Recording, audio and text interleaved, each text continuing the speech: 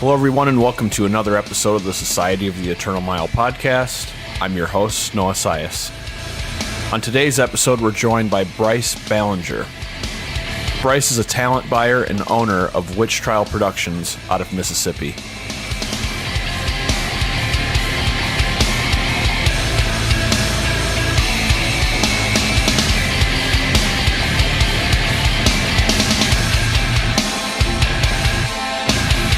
Make sure you're following the show on social media at SOTEM Podcast. Don't forget to subscribe to the show in your podcast app or on YouTube.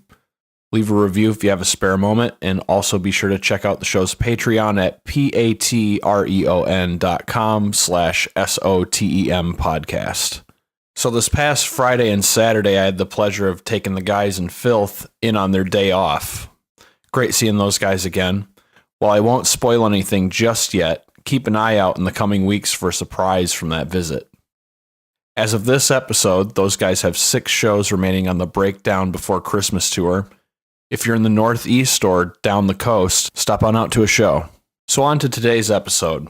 My first interaction with Bryce was on the Macho Man Tour Part 2 in March of 2016 with Bermuda, Demolisher, Invoker, and Aminals.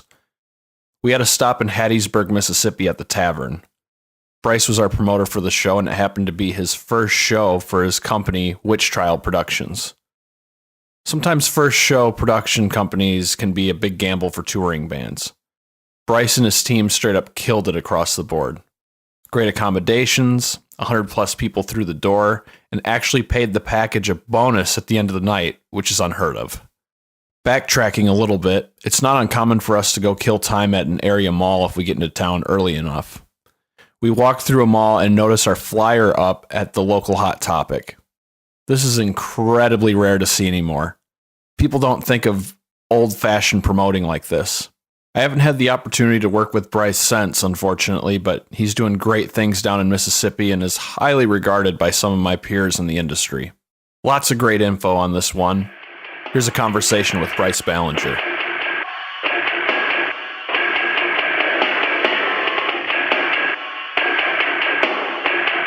Bryce, welcome to the show. Yo, dude, I really appreciate you bringing me on to this. So let's start from the beginning here. When did you first start going to shows? It was basically when I started college. So I grew up in a place where there was zero opportunity to go out to live shows that interested me, or even, without driving 4 or 5 hours to go to like Little Rock or Memphis. So it was my freshman year when I actually started going to shows, January 2015. What were some of the venues that you were going to? Two of the main venues were the Tavern, which is where you guys played, and the Thirsty Hippo, both in Hattiesburg. And who are some of the bands that you were seeing at the time? The first show I ever went to in Hattiesburg was this band from the UK called The Family Ruin. So they were playing in Hattiesburg, so I went to go see them, and that was that. And I think my second one was just a couple local bands and regional bands from like the Mobile area coming to Hattiesburg and playing at the Thirsty Hippo, and that's just kind of how that happened. So how would you describe your area's scene? It's odd with how fickle some people can be depending on the market. Like, we could have 100 people at a show for a band that nobody's ever heard of, but this, the second it can flop, and when we have a mid-range band that's got some pull in certain areas and whatnot, and then they come here and it's like 30-40 people, like it's kind of wild to think about it. But it's I'd say our scene's in kind of like a mid-ground stage. It's not fully developed, but it's definitely not dead. So a previous guest of the show, Brian Moore of the Browning, he's from the Midwest, such as myself, and we were kind of talking about why it's always weird in the Midwest, and obviously you're down in Mississippi, but in the Midwest, it's almost like people are too cool to go to shows all of a sudden. And that's kind of why like shows are real hit or miss with like the Midwest. And would you say that's kind of similar to like where you're at? I wouldn't say people think they're too cool to go to shows. I think instead of that, it's like there's certain cliques. It's like, you have the punk crowd, you have the indie crowd, you have the hardcore crowd, you have the deathcore crowd. That's what I try to break, like with my shows. I'm like, nah, you fuckers are coming together for one show because I'm going to put all sorts of bands on this show and you're all going to come out for this. So. And I think that's a great way of going about it, really. Almost sometimes seems like the only way. Yeah. So what was the turning point for starting Witch Trial Productions? It just came with December 2015. I had been helping out my friend Zach Thomas, who was running a small little thing called Rabid Wolf Pack, and I was putting up flyers for him. I was getting in contact with the bands with them, just helping stage set up and whatnot. We did a couple of really cool shows in 2015, my second semester of my freshman year and my first semester of my sophomore year. And then he told me in December, he was like, yeah, this is going to be my last show. I just can't do this anymore. It's just too stressful. I don't want to do it anymore. And then he got an email from your guys' agent in December, planning that Marcher Man tour. And he was like, do you think you can take this on? And I was just like, well, I don't see why I couldn't, because I didn't want the music to stop coming to Hattiesburg. The name just kind of came to me one day. No real specific reason. I promise I'm not a witch. People are like, so are you involved with Wicca and witchcraft and stuff? And I was like, not really.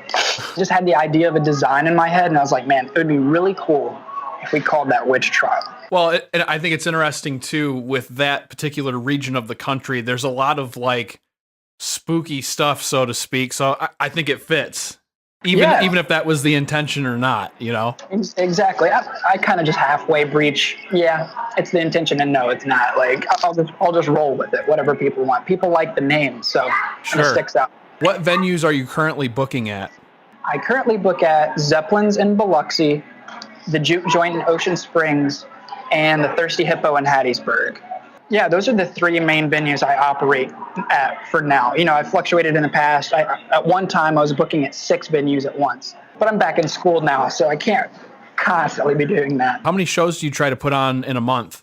I think 2 is a good number for our community at the moment, just because every time I've seen shows exceed, whether they're my shows or not, every time I've seen more than 2 shows in a month in our area for one genre, I see turnouts kind of slow down a little bit. And that's why we have other people that book in the area, and we all are in a group chat together, and we all make sure now we're all on the same track now to make sure that this is what needs to happen, to make sure none of us suffer and none of the bands suffer when we bring them through. I had the privilege of playing, as you've mentioned, the first show that you guys did with your company, and absolutely insane. We still talk about that show to this day. That entire experience, from the morning until we left, was just surreal, man. And to be honest, I can't think of too many other shows like that where we've had that kind of experience. And it's crazy too, because so many people, so many of my peers are talking about you. Really? People are always stoked. They're always like, oh yeah, man, going through Mississippi. It's always like going through Bryce. And they always look at me like, come on, dude. Who else would we be going through? That's sick to know. Dude, that was such a surreal moment for me. It was my first show. I expected a good turnout because, we were just from sheer pre-sale counts. We were selling pre-sales. The 2 bands that were on it hustled and sold their pre-sales. So I was like, yeah, this is going to be a decent show. So pretty good for our first time. But then that night when it happened, it was just a completely different thing. And I couldn't be happier that it left that impression on you guys. Absolutely. And another thing that I covered in your intro is the fact that when we were at one of the area malls and we were walking through and we happened to pass Hot Topic, the flyer for the show was in the Hot Topic. You know how rare that is? I've heard that is so rare. You're not the first person. You have been almost every single band that we work with, they see flyers around. When they see flyers around town, they're just like, holy shit, that is not a common thing at all. And I mean, on one hand, yes, I'm proud that that we're doing that and my street team is able to do that and like make sure these bands are taken care of. But on another hand, I'm kind of upset with other promoters. So I'm not, my thing is it's just like if you're not putting flyers up or at least trying to get out the word on a purely physical basis instead of just social media, then like don't bitch about small turnouts. So what's on the docket for Witch Trial for 2018? All of them are very awesome shows that we have, but like all unannounced tours. Sure. So we have some international bands coming from overseas, which is always fun. And then one of the bands that I've been listening to since probably my 11th or senior year of high school, I'm finally getting to work with in January. So that's going to be fun. But other than that, we do shows. And then now I've picked up, or I say picked up, but I just help out some friends in a band and book small little runs and tours for them. So that's just kind of my thing. Do you feel like that'll be a next step for Witch Trial, kind of churning into like a booking agency where you're booking runs instead of just like local shows? I would love for that. I just need a little bit more time and a little bit more practice at it because one of my main things is I will never consider myself an agent until I can finally get the hang of it and make sure these bands are taken care of on every single show, you know? Like, I just can't, in good conscience, call myself an agent just yet, you know? Sure. Yeah. But, yeah, I would love that, to give bands the opportunity to go out and play on the road for awesome shows. So. All right, so let's have a discussion about the Eternal Mile. We already know your first show, so let's go ahead and cover your second show. What was the second show you booked? Even bigger than the first one that we had. It sold out. Wow. Yeah, 150 people sold out that night for bands that had never played the area before. And those bands were Varsity from New York City, and Loving Memory from New York City, and then a band called Hard at War. And was that a good, bad, or neutral experience? That was a fantastic experience. I had all the bands come to my place, you know, like we did for you guys. Made them food. We all chilled at the pool that I had. And it was just a great experience to meet all those guys. They all stayed over. That's another thing. Gave them a place to stay, and it was just fun to really meet people like that. You know, me being as inexperienced as I was at the time, to just really see all that hard work kind of paying off, and to see how happy I made all those band members was just like unbelievable. How many shows have you booked to date? I have like a notepad where I have all the shows that I've booked and all the turnouts and all like the head counts and whatnot. I'm pretty sure I've broken 30 in the past two years right now. Yeah, it's got to be past 30 now. Like, I'd say anywhere between 30 and 40. And of those shows, I mean, you've mentioned like, you know, the first two. Beyond that, any highlights? Parkway Drive was definitely one of those. I mean, that was just a sheer surreal feeling. So that, let's see, I had we mixed together two bills one time. It was In Dying Arms, Pathways and Denialist, and then Felix Martin and The Fine Constant. Had them at an outside stage at the Juke Joint in Ocean Springs. We had about 150 people there. That was a fantastic night. I think every single band sold like over $200 or $300 in merch that night. One of the more recent ones was in August. We had 9 bands on a show at that same venue. We did this thing where we had 2 bands set up outside stage while 2 other bands were setting up inside, or one was playing outside while the one was setting their stuff up inside. And then we would go back and forth to make the show run just as smooth. And that was an experience. Oh yeah, so, I could imagine. Other than that, we've had a lot of international bands since then come through, and just most of the shows that they've been on have just been phenomenal, and it's really cool just welcoming people from other countries. Any hometown heroes that people should be checking out? The Devil Music Company. That band their music is just phenomenal. Like, it's very accessible, very pop oriented, but my gosh, that band is great. They draw like crazy. Anytime they play in Hattiesburg, they have such a dedicated fan base. It's awesome to see. Another band, a couple friends are in, called the Empty Handed Painters. They just released an album. And if you love like bands like Oh Brother and like kind of doomy drone music mixed with some post rock, man, that is the band you need to check out. And then I'd say the last one would probably have to be one of my best friend's bands.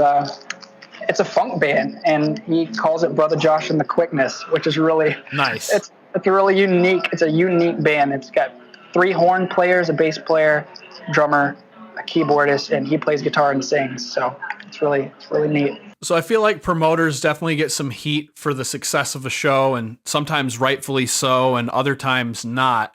What would you consider to be some of the misconceptions that people have for promoters and talent buyers? They think we run everything at the venues that we book at, which is not the case at all, because we don't own those venues. We rent them out for a night. Another thing, probably that we can cater to any and every local band on the same night for the same show at any time that they want, is kind of a weird thing. It seems like local bands have such a bigger attitude than touring bands sometimes. To contrast that, what would you consider to be the biggest rookie mistake as a promoter? Oh man, not having a sound guy, not having a door person, not putting up flyers for your show, thinking that you can just... Oh, and another thing, not showing up to the shows that you book. That is just whack. I've never understood that. Like, you can't make it out to the shows that you book. Don't book them unless you have a team that can run that type of stuff for you. I'm not even to that point yet. On that note, let's cover some of the less glamorous moments of your career. Oh, of course. Any major issues with a tour package coming through? No, I have honestly never had a bad experience with band members from any of the touring bands. I can fully say that none of the bands that I have worked with have left a bad taste in my mouth as far as touring bands go. I mean, we've had shows that were shot, and, I paid them what came through the door and then PayPal'd the rest to them. That was, I guess that's kind of, the worst experience you can get outside of, something going terribly wrong. But that's about it on that. Any shows that have went way out of hand? And they fully acknowledge this too, but we're friends with a band called Traders, and anytime, we had them Friday night. I just booked them Friday night on their most current tour, and but the past 2 times that they have come through, each time that they play, it always seems like an all-out brawl happens in the crowd. And then, you listen to the music, yeah, that feels like that's going to happen, but this is an all-out brawl. The first time I got brought into the fight for no reason. Like, I was just sitting on the side and somebody pulled me into the fight, so I did what I had to do and somebody had to pull me off a guy. So, but then as soon as I was done with that, I escorted every single one of them out, and Traders kept playing. And then we've had somebody get sucker punched. It's just... Honestly, it's just senseless acts of violence that I've seen the most. I've seen steel chairs thrown across the room, and some people are like, oh, that just comes with hardcore and deathcore music. And they're like, not necessarily. I don't quite agree with that. I have a story to share talking about throwing random objects. It was on the Macho Man run, and we were at the Voltage Lounge in Philadelphia. And we're playing, and like they get mean up there. Yeah, Northeast and Midwest, I should say mostly Northeast communities get way violent, is what I've heard. Yeah, and we're playing, and prior to us playing, Demolisher was playing, and there's literally people fighting because you have a floor there, and you got the stage, but then there's a stairway up, and up the stairs is where merch is. Yeah. And there's people literally just punching each other everywhere, up the steps, on the balcony, on the floor. And then we play and the same thing's happening. And on our very last song, it's right before the last heaviest spot hits. Yeah. And 2 trash cans come flying off the balcony. And it's just a sea of garbage all over the place. Oh, no. And it was just this is actually happening. I remember I'm really trying to get into it. And I'm just watching all of this. I'm like, I'm gonna play, but I have to watch and see what happens here. And but it's crazy. As soon as we were like, thank you, good night, a team of like 5-6 people came in there, swept it up, and it like within 10 minutes, the entire place was like, you would have no idea that anything happened. Yeah, like it never happened. That's just, yep, so odd. But man, I'm sure you had to go into like autopilot while you were playing just to kind of take it all in. And I guess to go with that point, and this will be the last question here, what's the most random thing to happen at one of your shows? Oh man, I'm gonna say Friday night. This past Friday night was just filled with stuff. Basically, this very, we all deal with the alcoholic, drunk people that come to shows. If you're throwing shows at a venue that serves alcohol, you're going to get those types of people. And Friday night, we have video proof of this grown man calling the singer from Traders Daddy. Yep. And he was calling him that. He was like, where is he? Where's Daddy? And I was like, oh no. You are going to wake up tomorrow. You're going to see yourself on the internet. And you are going to regret this probably for a good year. And he was just rolling with it. Tyler was just rolling with it and laughing about it. And he was like, man, that is the first time I've ever been called that by another man. That's definitely one of the weirder ones I've heard so far. Yeah, definitely. Definitely one of the weirder ones I've ever experienced. So I'm curious to hear what advice you'd have to a few different groups of people as a promoter. Let's start with local bands. Make sure you stay on good terms with your local promoter. Treat them well, just as, I'm not going to say like treat them as you wanted to be treated, but treat them with respect and give them patience, because you're not the only band that is trying to work with this promoter. I guarantee you. Hustle for your shows. I just worked with a band Friday night again from New Orleans that I've never worked with in my life, and they sold pre-sale tickets. They hustled and they got on stage right on time, got all their gear, played their set, had a great set, great reception from everybody. And you know what? They were so kind and respectful, and also great businessmen. So it's awesome to see that with local bands. Have somebody in your band, at least one person in your band, that can represent your band as a business and not just a group of guys that like to go play shows. How about other promoters? Get your bands that you're working with as much information as possible about the show and what's happening, what to expect. When you send out your info sheets, fill that thing up, because it's so much better to have more info than leave the band with, yeah, this is where the show's at. Other promoters, obviously, what we discussed earlier. Promote your freaking shows. Think of new ways to promote your shows. Recruit people that are excited about coming out and want to be a part of something. Get them to sell pre-sale tickets and give them a percentage of that, what was sold, so they can see that what they did not only helped you out and benefited you, but also made them a little bit of money as well. Get as many people as you can involved without making it hectic. How about booking agencies? I haven't had too many terrible experiences with booking agencies or anything to where I can fully, tell them advice or tell them what to do. But I should definitely say, research your markets before you send your bands through. And if you have no idea about what market you're sending them to and you're just going in blind, do not expect a 4-digit guarantee for your package that nobody's heard about. Don't put your bands in a position to where it's going to negatively affect their draw each time that they come through. Lastly, what advice would you give to someone who wants to become a promoter? Either I'd say get a good team around you that can help you out, but it's also, on the same track. They know what needs to be done instead of, just trying to have a fun time. Because yes, promoting is fun. Just as much as it is fun, it is also a business, because you are working with grown adults' money.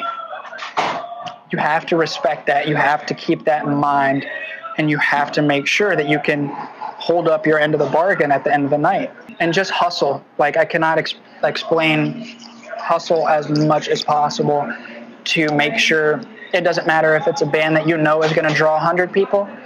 It doesn't matter if it's a band that's never come through. Make sure you put just as much work into each show. So before we go, let's do a plug for Witch Trial Productions. Where can people find more information? Twitter, Instagram, and Facebook. It's Facebook, it's just going to be Witch Trial. On Twitter and Instagram, it's going to be Witch Trial Nation. And also, I have an email that you can always hit me up at, which is witchtrialproductions@gmail.com. Yeah, it's just a standard Gmail account. So, I mean, just hit me up whenever you need to. And it doesn't even matter if, like, you want a show booked, like, if you just want to talk, or just friend me on Facebook, which is obviously just Bryce Ballinger. So, Bryce, thank you so much for coming on the show. Really appreciate you taking time out of your day to come talk to the show here. Congrats on your success, man. Here's to many more shows. Thank you very much. And I truly appreciate you reaching out to me and contacting me about this. It was pretty flattering. Love what you're doing with the podcast. So thank you, man. Keep doing it.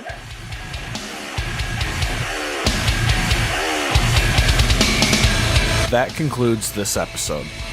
I'd like to thank Bryce for coming on the show. Check out Witch Trial Productions on Facebook for shows happening in the Mississippi area, or to contact them to book in that market. If you happen to find yourself doing the latter of the two, be sure to tell Bryce that the podcast sent you. Also, don't forget about that Filth tour this week. I've been Noah Sias, and as always, thank you for listening.